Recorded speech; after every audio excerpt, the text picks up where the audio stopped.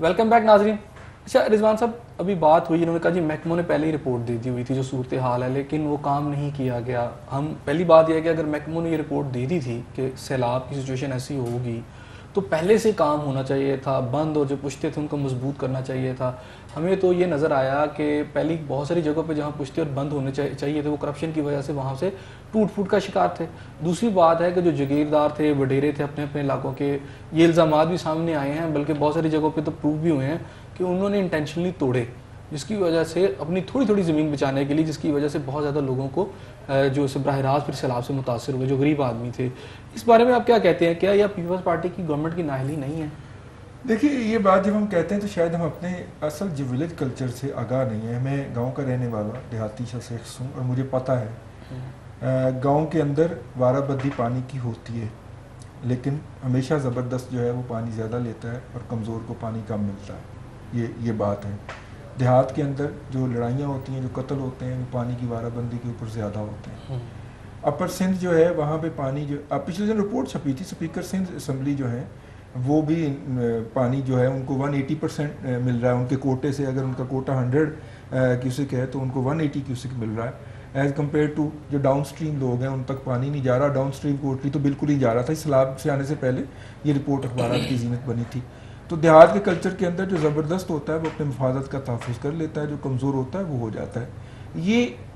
یہ سویلائزیشن, یہ کلچر, یہ رواج, یہ رجحان اس زمین کے اندر کئی سالوں سے ہے. ہم نے اس کو بدلنا ہے. یہی سیلاب کے اندر ہمیں نظر آیا کہ جو زبردست تھے انہوں نے اپنی زمینیں بچائی ہیں اور ببانگ دہل بچائی ہیں, اور جی بچائی ہیں, اور انہوں نے وہ والے پشتے زیادہ توڑے ہیں جدھر سے. لیکن بات یہ ہے کہ ان پشتوں کو توڑنے کی نوبت کیوں آئی؟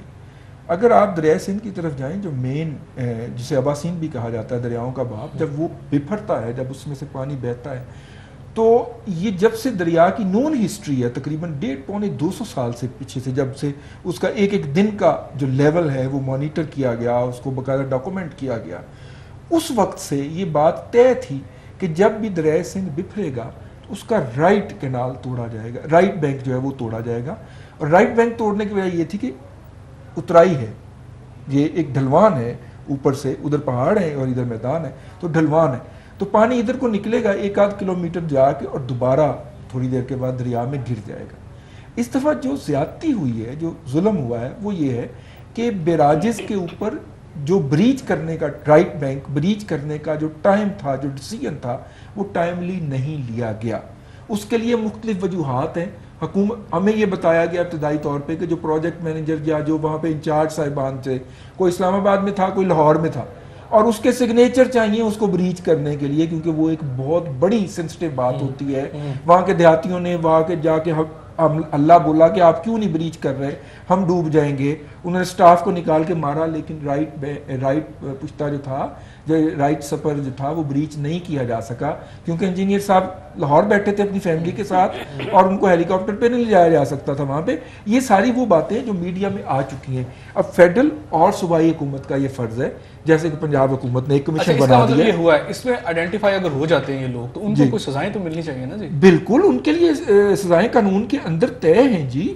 جو آپ کا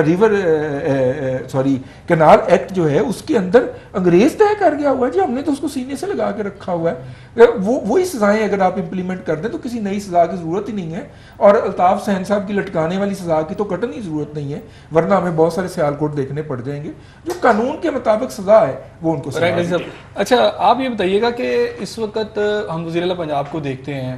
ابھی میں پچھلے دن یوٹیوب پہ بھی ایک دیکھ رہا تھا جس میں ایک کلپ تھا, جس میں جب وزیر اعلیٰ صاحب جو سیلاب زدگان کی مدد کے لیے گئے تو ایک فوجی غفیر تھی ساتھ سیکیورٹی کے نام کے اوپر. ابھی کل ایک ہاسپٹل کا واقعہ سامنے آیا کہ وزیر اعلیٰ صاحب اندر موجود تھے, ایمرجنسی میں جو ایک بچہ تھا, ایک بچے نے اس کو ریکوائرمنٹ تھی طبی امداد کی, اس کا والد اس کو لے کے آیا, لیکن اس کو سیکیورٹی کی وجہ سے وہ طبی امداد نہ مل سکی, اس کی ڈیتھ ہو گئی.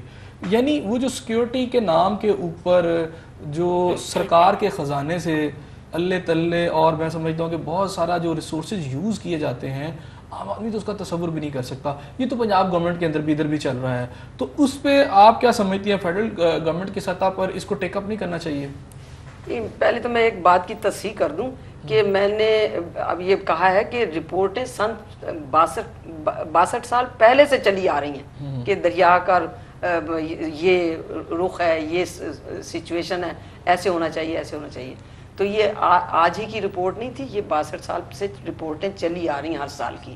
ایک بات تو یہ تھی. باقی آپ نے جو یہ کہا ہے، یہ وزیر اعلیٰ پنجاب کی بڑی ہمت ہے اور بڑی جب ہے کاوش ہے کہ وہ ہر جگہ جاتے ہیں. لیکن آپ کو معلوم ہے کہ میں یونیورسٹی میں پڑھاتی تھی، کالج میں پڑھاتی تھی، اگر مجھے پتہ چل جائے وائس چانسلر صاحب آ رہے ہیں یا مجھے پتہ چل جائے کہ سربراہ آ رہا ہے تو پھر سارا عملہ اس طرف لگ جاتا ہے. تو ان کی کوششیں اپنی جگہ پر ہیں. بلکہ میں تو یہ کہوں گی کہ ہارون الرشید کے زمانے کی طرح بھیس بدل کے کہیں جایا کریں اگر کچھ معلوم کرنا ہو تو، تاکہ نہ اہلکاروں کو کچھ ہو، نہ بیچارے ڈاکٹروں کو یا ان کو. یہ بڑی افسوسناک خبریں ہیں جو انہوں نے اپنے گڈ ول میں وہ کرتے ہیں دورہ، لیکن وہ ایڈمنسٹریشن کے لیے اور عوام کے لیے بڑا نقصان دہ ثابت ہوتا ہے اور اس میں خرچ بھی بہت